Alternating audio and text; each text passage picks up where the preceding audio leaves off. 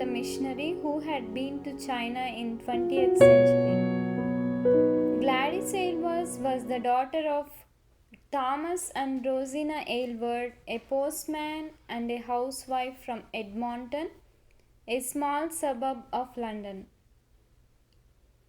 Gladys Aylward was already 27 years old and she was thrown out of the training school for not getting enough grades for her to be a missionary. Other younger and more qualified people were waiting in line to take her place in the school. If she stayed in the mission training school to the end, she would be 30 years old by the time she got to China.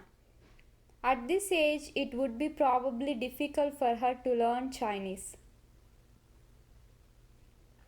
Director said, "Miss Aylward, there is one way you could serve the God with regard to China. I see you have been in service before as housemaid." After that, she joined as a maid to the elderly missionary couple, Dr. and Mrs. Fisher, by the recommendation of the director. This couple learned to Gladys' story and how she visited the unfamiliar church and how she came to know opportunities in China. Because of her enthusiasm and energy in order to minister God, they thought it would be good for them to find some full-time Christian work. They found her job in Swansea as a rescue sister. She was working among the girls who run away from the boredom of village to the city. These girls often involved in prostitution to meet their needs. She loved the job and loved to share the gospel with them. But something was missing that she was not doing it in China. The little money she did earn from the rescue mission ended up buying food for the girls. With heavy heart, she left the job and returned to London to find work as a housemaid. Gladys found a job to work at the huge house in Belgravia. She lifted her cardboard suitcase on the bed. Inside of it, there was a black-bound leather Bible and 2.5 pennies left. She placed all the money, 2.5 pennies, in a row on the top of her Bible.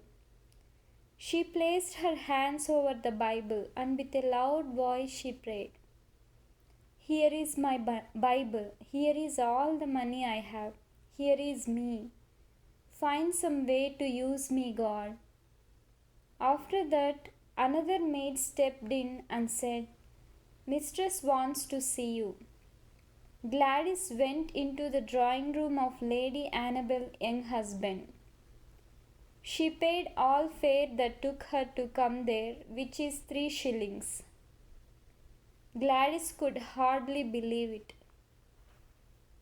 Gladys saved £3 with high hopes. She caught a trolley to Mueller's shipping agency, Haymarket, in order to deposit on a ticket to China.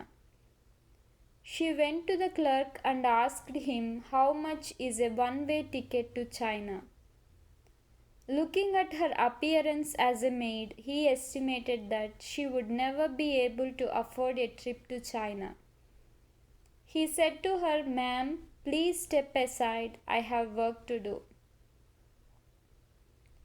Gladys pleaded that, "I have money. I need to go to China." Clerk said that cheapest way to China is £90. If you don't mind arriving there is a cheaper way. It would cost £47, 10 shillings. But there is a war between Russia and China. Gladys opened an account to pay £3 every Friday to pay the ticket off. Things for her trip to China were slowly coming together, but Gladys still had a few unanswered questions. Where would she go and what would she do once she got there? Finally, she came to find her destination to China by an old lady This woman gave the address of the missionary who went back to China last year.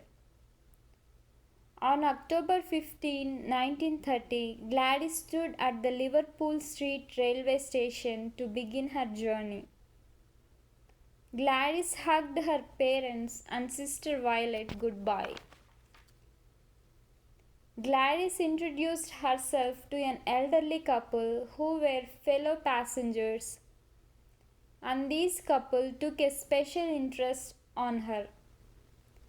This couple turned out to be Christians and promised that they would pray for her every night at 9 p.m. for the rest of their lives. This couple said goodbye to Gladys in The Hague. 7 days after she left from Liverpool, the train moved across eastern Russia and more grandmothers and businessmen got off the train and more soldiers climbed on. Gladys was the only civilian on board. This made her very nervous. She was sleeping, leaning on her hand towards the icy window, and after some time, she woke up from the sleep due to the conductor yelling at her. He wanted her to get off the train with the luggage. She couldn't understand him. He pretended to shoot a gun and then clutched his chest as if wounded. Still, Gladys wouldn't budge. Suddenly, an unfamiliar noise came into the carriage. Pop, pop, pop. She felt no longer safe and wanted to get off the train. Now she was walking alone in the middle of the night along snow-covered railroad tracks in Siberia. I want to go to China to serve you, God. Don't let me die here, she prayed over and over with every step she took.